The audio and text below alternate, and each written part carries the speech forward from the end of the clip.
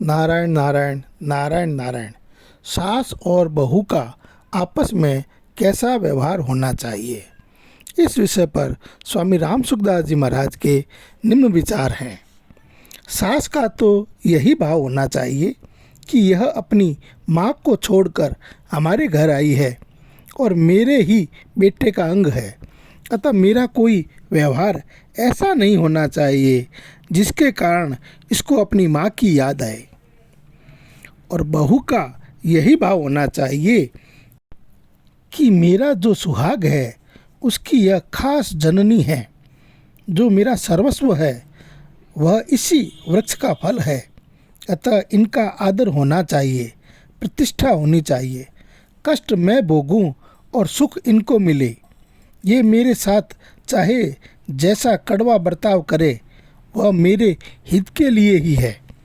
यह प्रत्यक्ष देखने में आता है कि मेरे बीमार होने पर मेरी सास जितनी सेवा करती है उतनी सेवा दूसरा कोई नहीं कर सकता।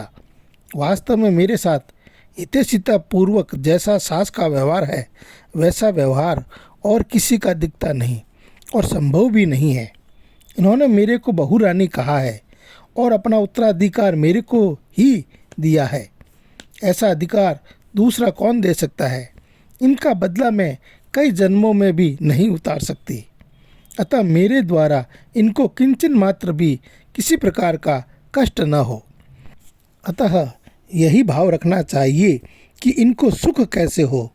मैं केवल सेवा करने के लिए ही इनके घर में आई हूँ, अतः मेरी छोटी से छोटी और बड़ी सी बड़ी क्रिया केवल इनके हित के लिए, सुख आराम के लिए ही होनी चाहिए। मेरे साथ इनका कैसा व्यवहार है इस तरफ मुझे ख्याल करना ही नहीं है, क्योंकि इनके कड़वे व्यवहार में भी मेरा हित ही है।